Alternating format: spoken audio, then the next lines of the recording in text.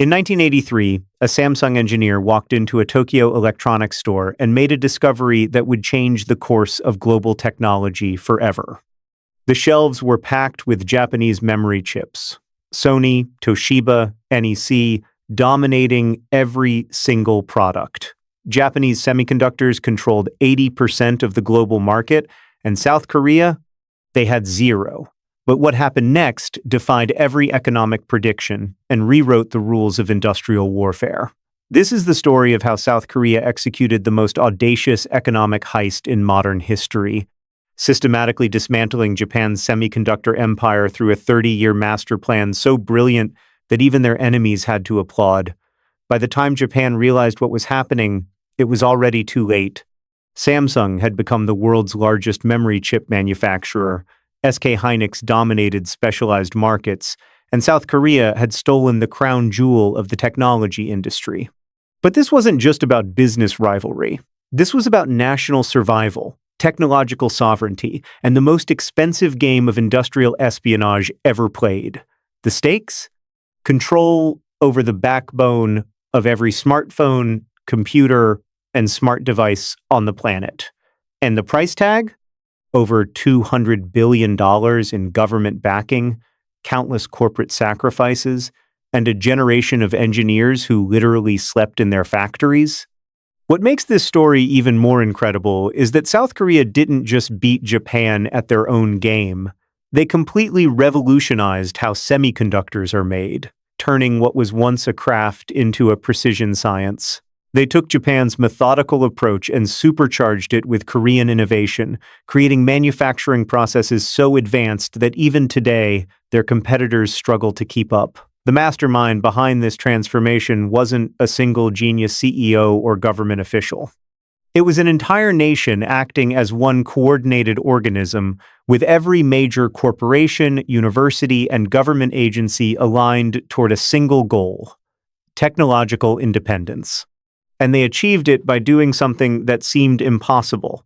They made semiconductors boring. Let me explain what I mean by that. In the 1980s, semiconductors were seen as high-tech wizardry, something only the Japanese could master with their superior engineering culture and decades of experience.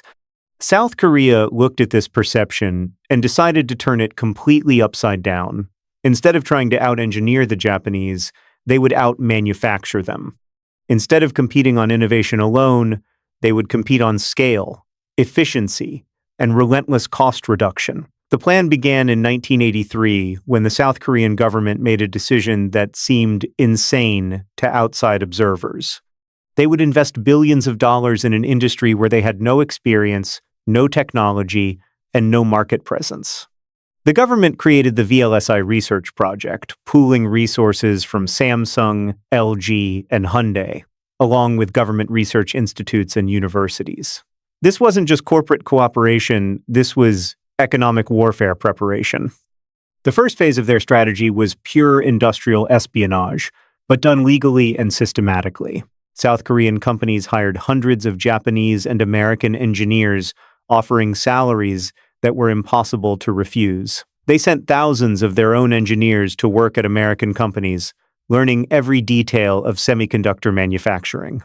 They bought equipment from the same suppliers as their Japanese competitors, reverse-engineered every process, and then improved upon it. Samsung alone hired over 300 engineers from Japanese semiconductor companies between 1983 and 1987.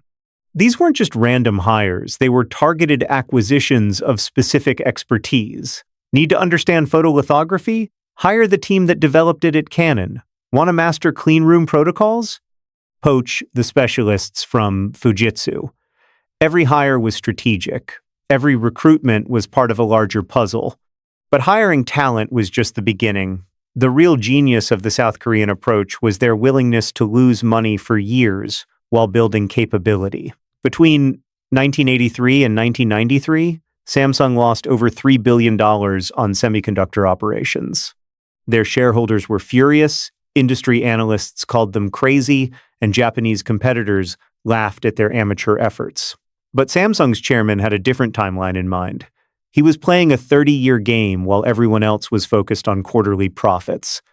The breakthrough came in 1988 when Samsung successfully developed their first 4 megabit DRAM chip, matching Japanese technology for the first time. But instead of celebrating, they immediately began working on the next generation. While Japanese companies focused on perfecting their current products, South Korean companies were already betting everything on the future. They skipped entire product generations, investing in manufacturing capacity for chips that didn't even exist yet. This is where the Korean strategy became truly revolutionary. They realized that in the semiconductor industry, timing is everything.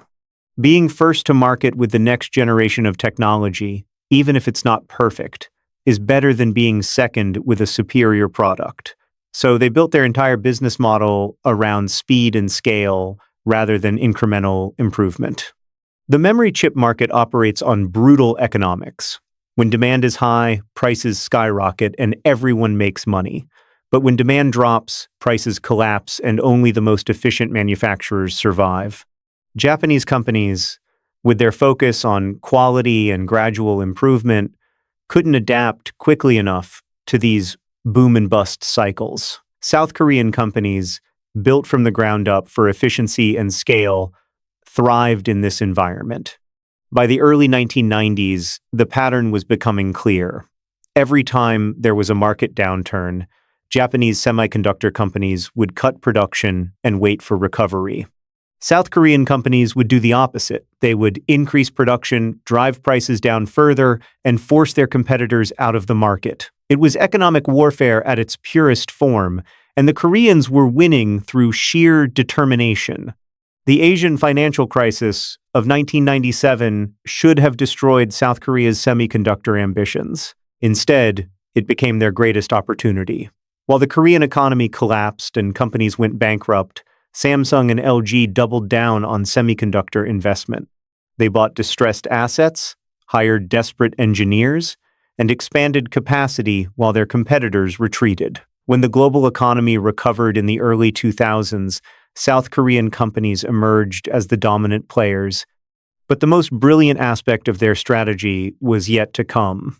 In the early 2000s, South Korean companies made a bet that would define the next 2 decades of technology. They predicted that mobile devices would become the dominant computing platform, and they designed their entire production strategy around mobile-optimized memory chips. While Japanese companies continued focusing on computer memory, Koreans specialized in the smaller, more efficient chips that smartphones would require. When the iPhone launched in 2007, it contained Samsung memory chips. When Android phones exploded in popularity, they relied on Korean semiconductors. The mobile revolution that transformed global technology was powered by South Korean manufacturing expertise. They hadn't just caught up to Japan, they had leapfrogged them entirely. The numbers tell the story of this transformation. In 1985, South Korea had 0% of the global semiconductor market. By 2000, they had captured 25%. By 2010, Samsung alone was the world's largest memory chip manufacturer. Today, South Korea controls over 60% of the global memory chip market, while Japan's share has fallen to less than 10%. This success wasn't just about manufacturing prowess. South Korean companies revolutionized the entire supply chain of semiconductor production.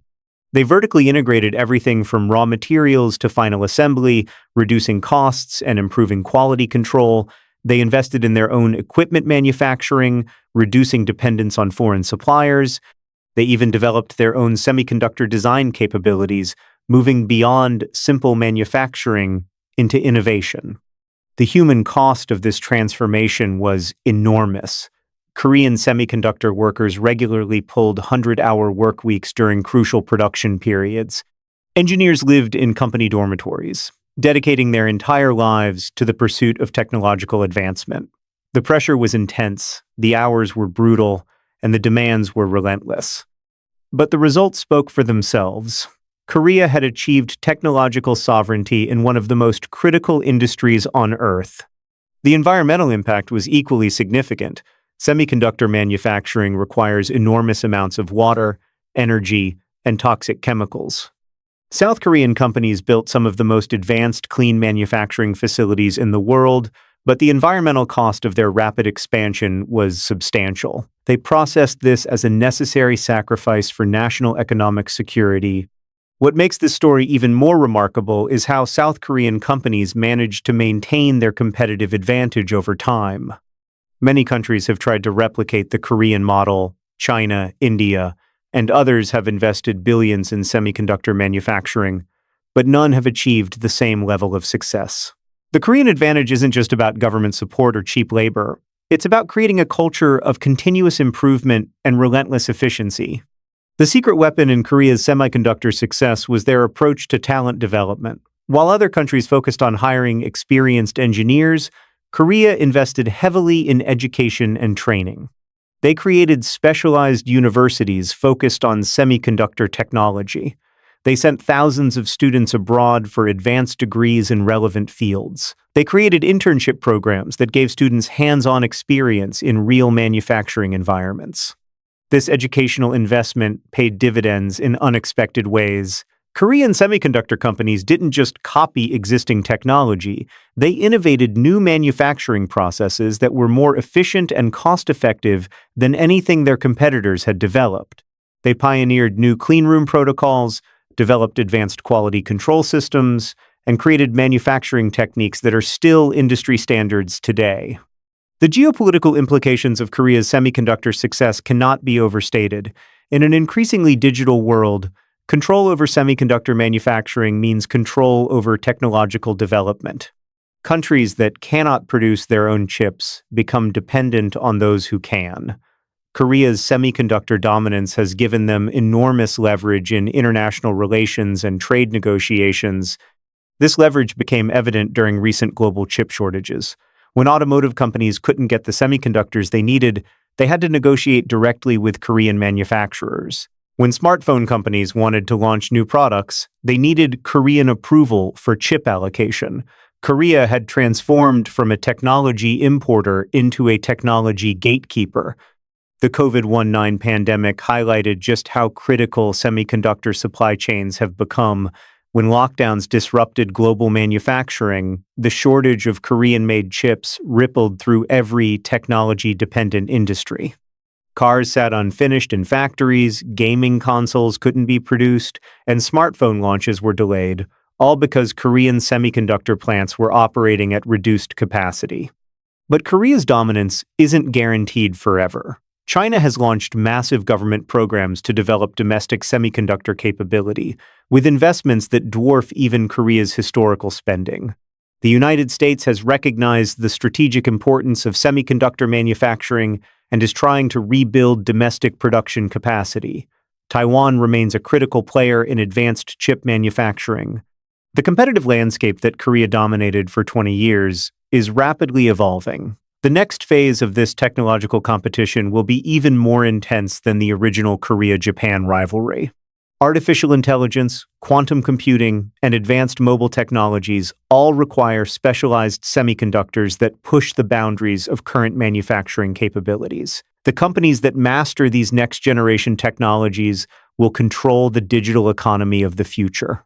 Korean semiconductor companies are already preparing for this next wave of competition. They're investing heavily in research and development, building partnerships with software companies, and developing manufacturing capabilities for chips that haven't been invented yet. They learned from their victory over Japan that in technology competition, you can never rest on your achievements. The story of how South Korea crushed Japan's semiconductor monopoly is ultimately a story about the power of strategic thinking and long-term commitment.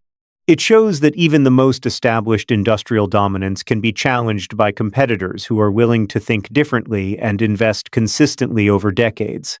This transformation didn't happen by accident or luck. It was the result of careful planning, massive investment, incredible sacrifice, and unwavering commitment to a long-term vision.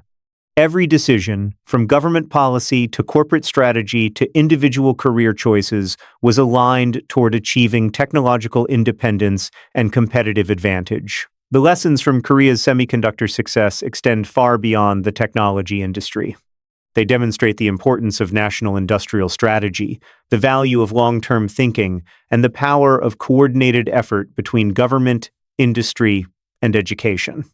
These lessons are particularly relevant as countries around the world grapple with technological competition and supply chain security. As we look toward the future, the semiconductor industry will continue to be a critical battleground for technological and economic supremacy.